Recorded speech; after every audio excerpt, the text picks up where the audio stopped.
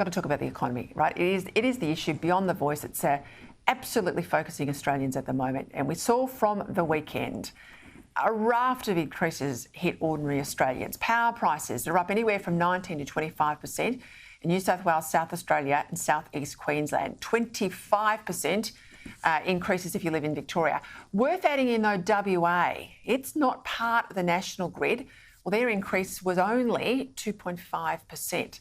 Private health insurance up nearly 3% over the weekend. Workers are now being forced to pay 11% of their salary into superannuation. A 0.5% increase there for people or workers in their super. Businesses paying a minimum wage of increase of 5.75%. That's more than $23 an hour. And from tomorrow, if you're a Telstra customer, you'll pay anywhere up to $75 more per year on your mobile plan. Jim Chalmers says, though, he's got it all covered, plenty of cost of living measures kicking in.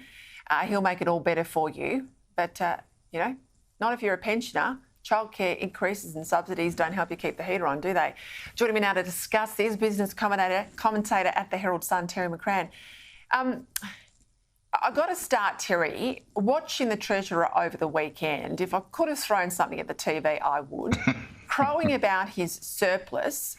Not only does it come on the back of all the fossil fuels he demonises, but it's also got a lot to do with, accounting tricks in that the future fund is in his numbers for the first time where it wasn't. Now, I hope he thanked Peta Credlin for his surplus because we wake up the next day into the new financial year and it's red ink as far as we can see. The bottom line, Peter, I think anybody watching this program, anybody who's not watching this program, the 26 million Australians, don't give two hoots about the surplus or that it's going to be bigger than he forecast in May. What they care about are all those things you've described. What's actually happening to their reality, their lived experience. And their lived experience is not an attractive one. They're facing dramatic increases pretty much across the board in their spending. In the supermarket, power prices, we go on healthcare costs, et cetera, we could go on ad infinitum. And the reality, again, of those higher interest rates that have bitten mortgage owners since last year. That's the reality. And what they want from government is not crowing about a fiscal trick which has produced a pretty tiny surplus in the scheme of things. I mean, it's $20 billion, yes, but we've got debt of more than $800 billion, so that Jim Chalmers would have to produce one of these surpluses for the next 50 years, every year, to pay off that debt. And I don't think anybody's really thinking that they would, that'd be lovely if you did that. Meanwhile, their lived experience just gets worse and worse.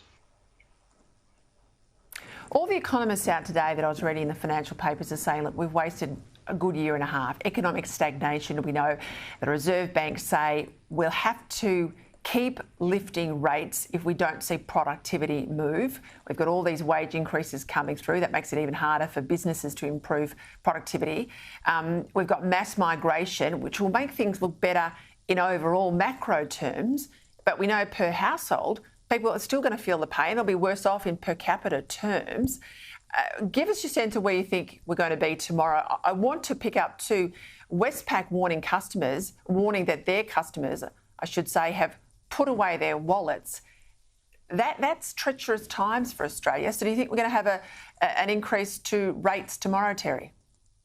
We'll just deal with those two realities first, Peter. I mean, as you've described, the surplus and indeed the good times more broadly in the economy have been built on two one-offs. One is that immigration Ponzi, a huge number of people coming into the country. Yes, it delivers more jobs and more demand and has increased personal tax flows to the government. And secondly, the big one, all those royalties and taxes from those mineral exports. Those are one-offs. They're not something that are sustainable or you can build prosperity on in the long term, as you identify, for individuals. Yes, it might look good in the national numbers, but per head, per family, that's not a benefit. And certainly not in terms of the revenue flows that go to Canberra from those mineral exports. So we have an economy which is not soundly based. It's not based on sustainable real increases in productivity. we've had some increase in spending over the last 12 months, but we may well have hit the wall in the last month and a half or so in terms of spending. And so what we see with the Reserve Bank tomorrow, they will have two choices. They can cut it, they can leave interest rates unchanged, or they can hit us with another hike. The governor will present the board with those two options. What we will see, what will come out of it, will be a pause. I mean, but it's a pause which should really give us time not to rejoice, but to reflect about exactly the points you're raising, Peter. How do we build that sustainable, productive economy? And it all comes back to productivity. Unless we produce more with what we've got, we won't get sustainable prosperity. And we're not going to solve it with what the Reserve Bank does, either with raising interest rates or, if we really get into a recession, slashing interest rates. That's not going to build long-term prosperity. Let's pick up Terry's point there again. They have one lever only, interest rates, which impact about a third of the population. Only a third have got a mortgage, a third own their home, a third renting, in rough terms.